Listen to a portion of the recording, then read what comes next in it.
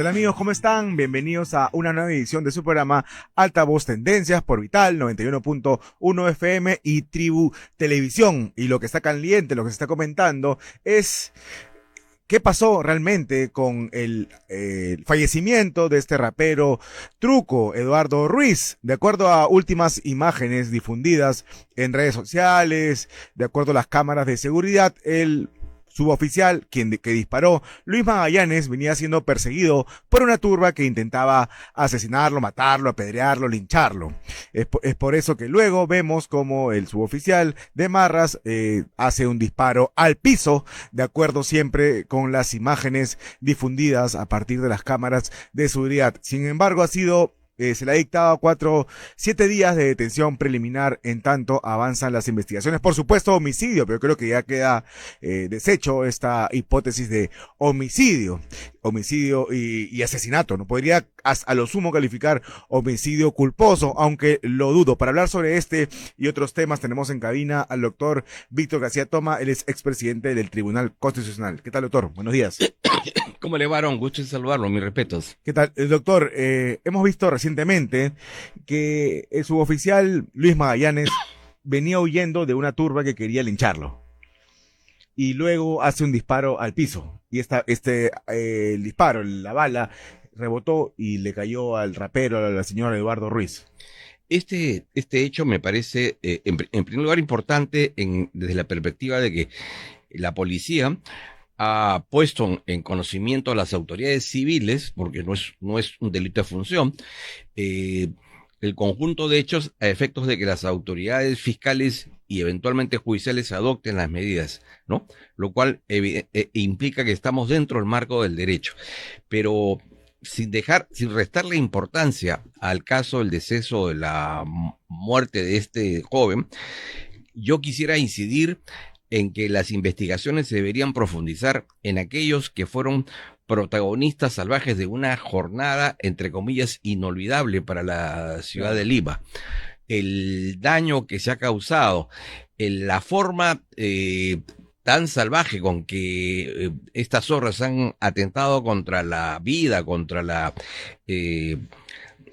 integridad física de los policías, que son nuestros policías, heridos, ¿no? Así es. Más de 80 policías heridos. Debería también merecer la misma importancia que el caso anterior. Claro, pero no sucedió así porque ya la Fiscalía ha abierto investigación contra los efectivos que hicieron uso legítimo y legal de nada menos que perdiones de goma. Ni siquiera hablamos de armas de fuego, ¿no? Pero no conocemos, por ejemplo, cómo avanzan las investigaciones para determinar de dónde salió ese arsenal, porque claro, tenían avellanas, explosivos, armas hechizas. Ni quién desvirtuó lo que era una marcha pacífica a la cual los ciudadanos tenían pleno derecho y lo convirtió en una noche, digamos, caníbal, de salvajes, ¿no? Claro, porque de acuerdo a las imágenes, hay muchos sujetos que iban ya bien armados, iban directo a una guerra, no a una marcha, ¿no? Así es. Hay un individuo que usa una bazuca, ¿no es cierto? Y se tiene que capturar y meter preso, ¿no? Claro, efectivamente. Entonces yo creo que la información tendremos que darla en su real contexto. Lamentar la pérdida de una vida humana, evidentemente investigar y sancionar dentro del contexto de que se produjo esa muerte, que ya está claro que no fue un homicidio calificado. Claro, no fue un asesinato. Así es, eso está clarísimo, ¿no? Hay faltas administrativas, este personal no debió portar armas, la empleó de manera inadecuada porque debió lanzar el disparo hacia el aire. Como no lo hizo su compañero, el señor Saavedra, ¿no? Sí. Todo eso, por supuesto, tiene un aspecto administrativo, hay una muerte por la cual responderse, pero no hay que magnificarla porque no ha habido la intención de matar. Y en segundo lugar, no desconocer el hecho central. Sí, claro. Todo lo contrario, ¿no? La policía ha aguantado, claro, se ha defendido, ha tratado de restablecer el orden público. Más aún, digamos, estamos viviendo una situación muy curiosa. Si usted se analiza, por ejemplo, el comportamiento de la policía en otros países, no encontramos esto de firmar actas por las cuales los policías no puedan ir armados ante situaciones. Pero eso es un escándalo, ¿no? ¿Qué pasa si Luis Magallanes era alcanzado? ¿No iban a lincharlo? Así es, hasta la muerte. Porque hay gritos de vándalos que dicen mátenlo, ¿no? Y este joven pues, cuya muerte por supuesto es lamentable, es el mismo caso de Indy Bryan, porque a ese mismo joven las cámaras lo sorprenden lanzando piedras, ¿no? Entonces, piedras contra los él ya policías. participa en la segunda parte de esa jornada, que ya no es una jornada cívica, no es una jornada pacífica, es una jornada violenta. Él participa en eso, ¿no? Sí, pero ya el Poder Judicial ha dictado 7 días de detención preliminar en contra del suboficial Luis Magallanes por presunto homicidio. Bueno, para seguramente averiguar y determinar, digamos, finalmente qué pasó. No, en modo uno cuestiona la actitud ni de la policía, ni de la fiscalía, ni siquiera de las propias autoridades policiales en la investigación de estos hechos, pero reafirmo la necesidad de que se investigue de manera exhaustiva a quienes provocaron esta jornada, entre comillas, inolvidable, ¿no? Por la muestra de salvajismo con que se actuó. De acuerdo. ¿Usted cree que se ha absuelto de este caso en cuanto a la imputación de homicidio el suboficial Luis Magallanes? Creo ¿O que va puede a ser ser, homicidio culposo? sí, va a ser sancionado administrativamente porque cometió varios errores. Tendrá que responder por este acto que de manera involuntaria, ¿no es cierto?, no deliberada, no consciente, generó la muerte de una persona. Pero hay que colocar esa muerte en su verdadero contexto, ¿no? Es decir, pero también puede ser el uso, no calza legítima defensa en los policías, ¿no? Es el legítimo uso de la violencia. En este caso no calza, porque, digamos, la agresión de la que había sido objeto él ya se había producido, ¿no? Él más bien estaba, de alguna manera, ya se había escabullido, pero comete el error de que para disuadir a quienes estaban, digamos, cerca, en vez de lanzar el disparo al aire, lo hace al piso con tan mala suerte que este rebota en el cuerpo del... No calza uso legítimo de la fuerza porque no le disparó directamente Así es. al sujeto, Así es. sino disparó al suelo. Al suelo, sí. Y él no era en ese momento no era objeto de una agresión. Pero ¿cómo mandan a los policías a realizar labores de investigación, a infiltrarse, firmando un acta que no puedes utilizar tu arma Sí. de fuego? Y probablemente este joven, porque también es un joven, Más joven va que a Truco frustrar incluso, su ¿no? proyecto de vida también, no estaba preparado para la labor en la que había sido encomendado, ¿no? Que eran las labores de inteligencia, y él no es personal de inteligencia.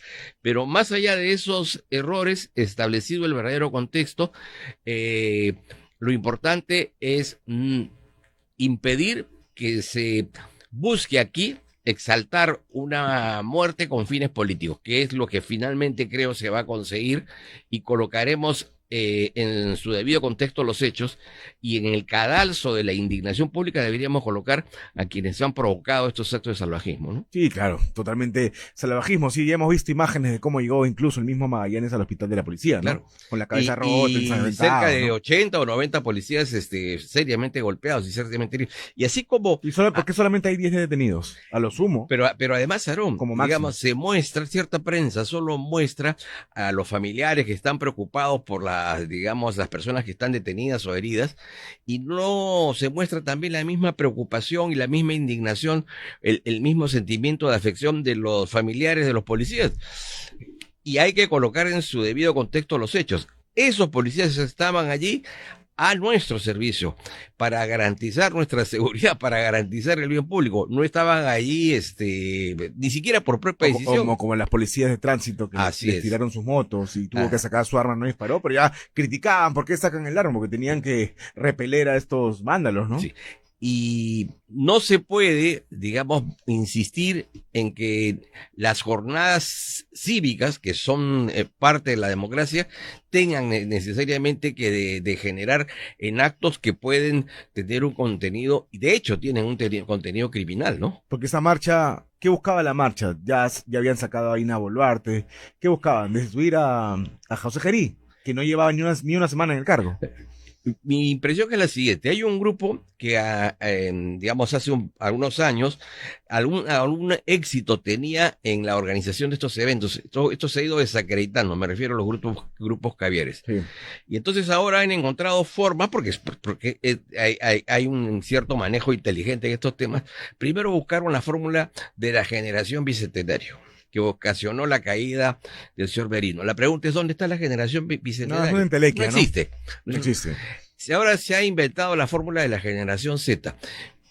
¿Cuál es la generación Z? Digamos, etariamente es personas que están entre los 29 y 40 años, pero más allá de No, esa de la generación Z de 18 a 29. 18 a 29, perdón. Sí. Exacto. Pero más allá de esas circunstancias, ¿qué otro elemento constitutivo los aglutina? La ideología, los aglutina una doctrina, los aglutina No hay cabeza visible. no hay una propuesta. Una lista de pedidos. Así es. Y ninguna medida de protesta tiene sentido por el hecho de que los jóvenes, los ciudadanos en general, tienen dentro de algunos meses la oportunidad de renovar justamente aquello en lo que se supone están descontentos, Claro, que es la clase política. Las elecciones en julio, en abril Claro, del siguiente año. En vez de estar tirando piedras y quemando llantas o tirando bombas, bombas molotov, deberían dedicarse primero a informarse adecuadamente por quién van a votar y participar dentro de la extensa gama de opciones políticas que tiene, que ofrece el país, no las estoy calificando como buenas o malas, y participar de manera activa para que aquella propuesta, si es que la tienen, que es de su preferencia, pueda alcanzar con su esfuerzo desinteresado, ¿no es cierto?, una victoria electoral. De acuerdo, vamos a hacer un corte comercial y regresamos en breve. Ya volvemos.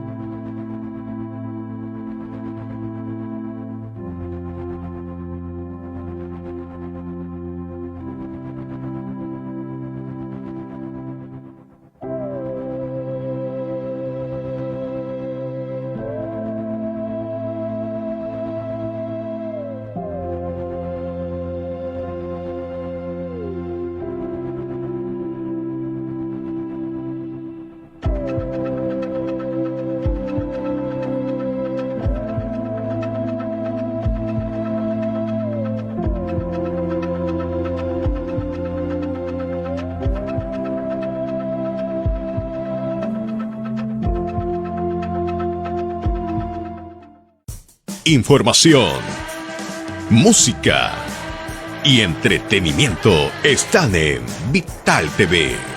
Síguenos las 24 horas del día, cuando quieras y donde quieras, en vitalfm.pe. Ahora anunciar en Vital FM es más fácil. Envía un mensaje al 943-110-937 o llama al 642-1008. Te asesoraremos con el mejor plan comercial para que tu marca, producto o servicio tenga el mayor impacto en sus ventas. Vital FM, tu socio estratégico en publicidad.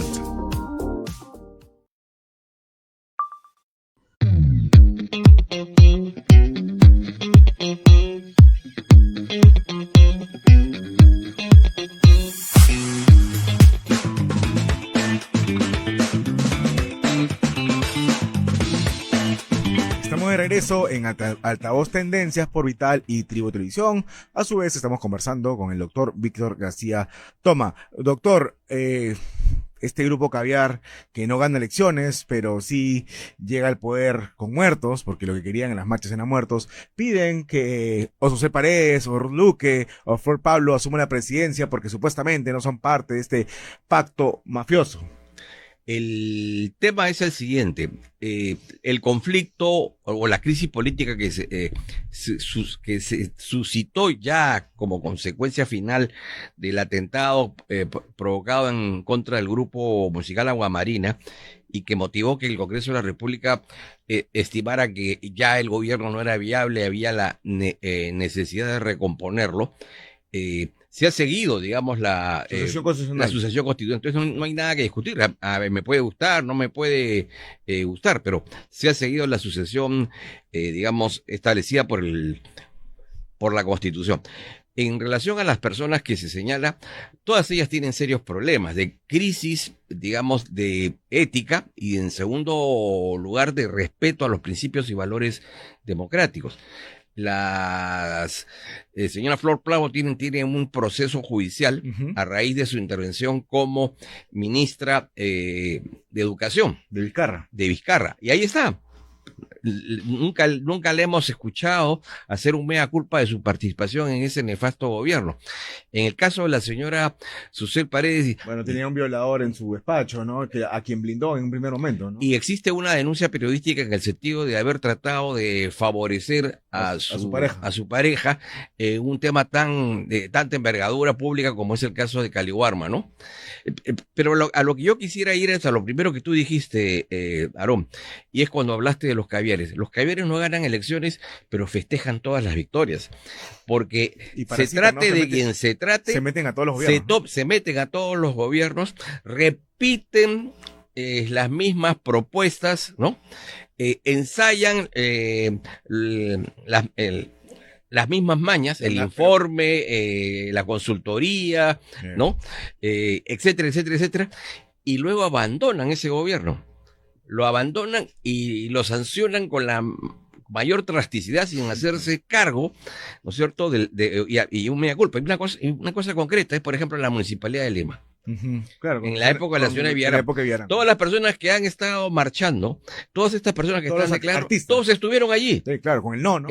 Estuvieron ahí. Y financiadas, ¿no? Porque recibían dinero. No era amor al chancho. Y hemos escuchado alguna de ellas, alguna autocrítica, o por lo menos alguna reflexión de indignación y de molesta, porque supuestamente habían sido faltadas en su buena fe, y la verdad es que no.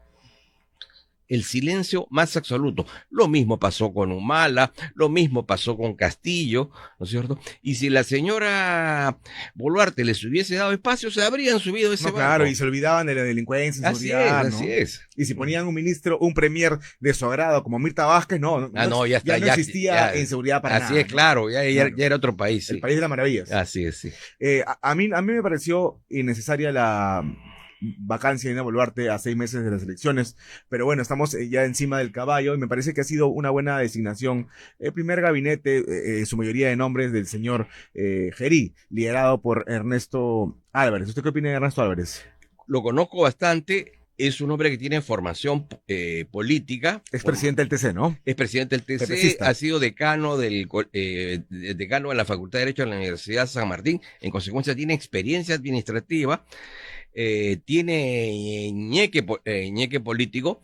Algunas de sus declaraciones en el pasado pueden no haber gustado a muchos, pero lo cierto es que la mayoría me las dio a mí, por cierto. La mayoría me las dio a mí. En redes sociales abundan, por si lo quieren conocer más, pero bueno, es un punto de vista. Pero ¿no? es un punto de vista y además es un hombre bastante dúctil en el sentido de entender de que ya no es un observador, es un protagonista, claro, y que requiere más bien conjuntar esfuerzos con otras fuerzas políticas, ¿no? ¿Y qué opina de José Gerí? Algunos lo llaman el que está imitando a Bukele, el Bukele de Temu, ¿no? Bueno, eso está claro, ¿no? Y como dije ayer en una Pero igual los gestos son importantes. Sí, no, pero Bukele es Bukele, aún no sabemos quién es Gerí. Claro. Y tiene poco tiempo, digamos, al servicio del país para demostrarnos que tiene una identidad propia. Pero el comienzo ha sido bueno. Sí. A mí puede no gustarme, y de hecho no me gusta, pero el comienzo ha sido bueno. Primero porque ha establecido una relación de comunicación que antes no existía. Una presencia física de cercanía con la gente. Con los brazos, la camisa remangada. Bueno, ese es un síntoma, digamos, de vocación de trabajo, ¿no? Sí, un poco imitando a Bukele. Pero más allá de la imitación, es el hecho de acercarse a la gente. Sí, y es importante. Es importante saludar a la señora que vende desayunos, ¿no? Al peruano que en realidad quiere trabajar y que no quiere movilizaciones violentas, ¿no? Y que va a visitar al policía que está allí porque ha defendido el Estado de Derecho, ¿no? Eso está bien. Ahora, esos son gestos. Han nombrado un gabinete básicamente técnico. Son 6 meses, no se generan grandes expectativas. Lo importante es mantener la administración del Estado. Están los viceministros, ¿no? Hay una figura relevante allí que es el embajador de Cela. Sí, claro. Eso que llamo ya es otro level, como se dice. Ahí está asegurado plenamente de antemano el éxito de la Cancillería. Y son 6 meses en las que todos tenemos que, como hacemos con el Sol de los Milagros, cargar Claro, para porque llegar. no se puede generar más inestabilidad, Claro, ¿no? porque faltan 6 Pero, meses. pero ya se presentó una moción felizmente fallida de censura para tirarse abajo la mesa directiva del Parlamento, con lo que caería Así es. Gerí, ¿o cómo es esa figura, doctor? En realidad es una figura bien confusa, porque la tesis de ellos es Porque yo, antes para que usted continúe, estaba buscando en el sitio web del Parlamento y encuentra solamente a 3 miembros de la mesa directiva y han asumido que son 4, pero Gerí, como presidente, es presidente encargado y es presidente del Congreso encargado de la presidencia de la República. la tesis de ellos era, si cambiamos la presidencia, estamos cambiando la encargatura.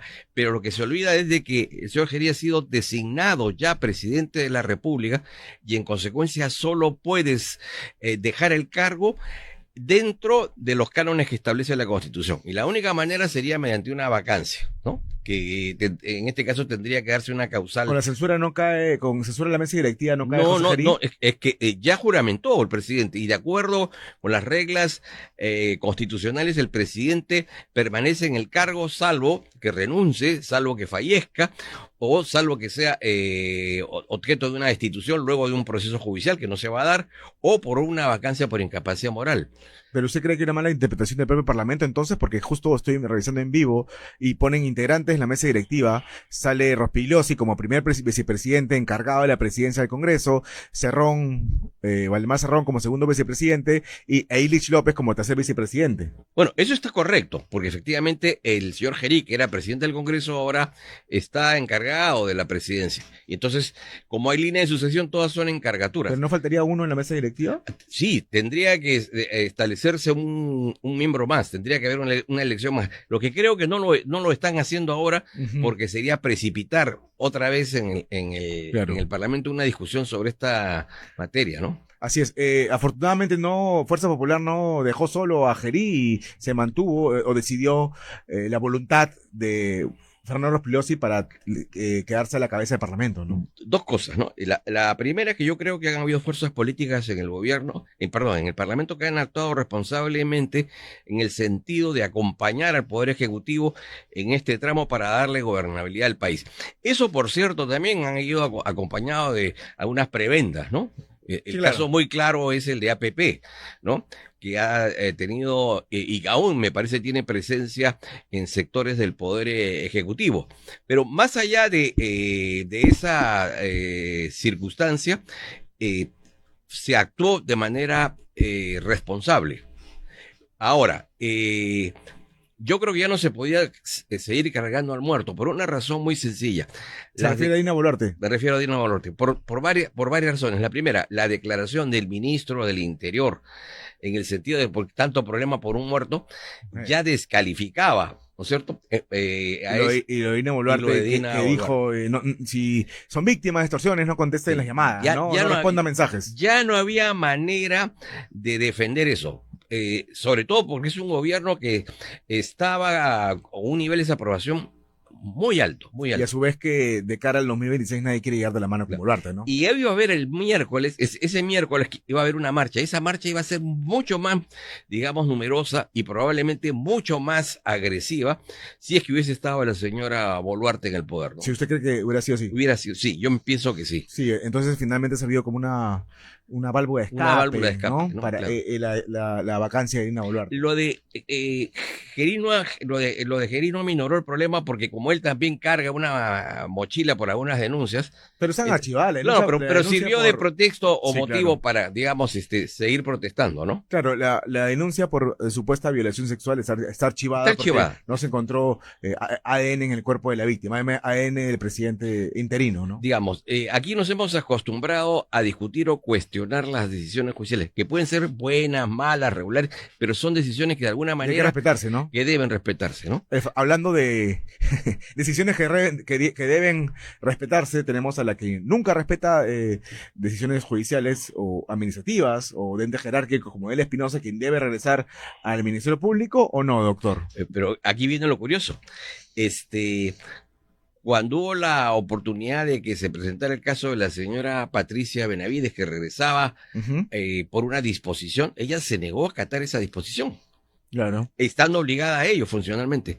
Pero ahora que ha obtenido una resolución que... Con un juez amigo, digámoslo, Bueno, claro, ¿no? pero- El primo de Yontumala. Sí, pero bueno, sale la resolución. Como fuere, ya. Sí, ahora sí le parece correcto que se respete. Y O sea, sale- hay una doble moral. Y sale este Luciano López, que antes Sí. era abogado penalista, ahora es constitucionalista, asesor de la fiscal Benavides, de la fiscal Espinosa, a decir que sí o sí se tiene que acatar, le guste o no, se tiene que cumplir con, les guste o no les guste, a los integrantes del Ministerio Público tienen que cumplir con esta norma. Ahora sí, Lo con esta como- resolución, lo, ¿no? lo digo como abogado y como constitucionalista. Creo que hemos llegado a un nivel de hartazgo y ridiculez.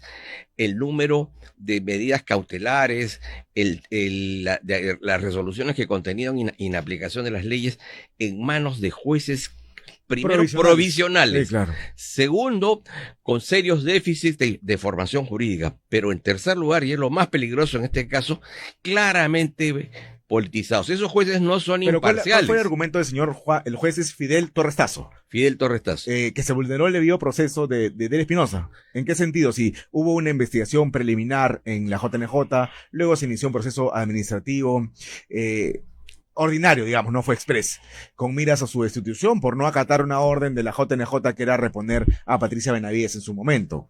Que debido proceso vulnerado, incluso la señora no acudió a la JNJ a defenderse, ¿no? Así es.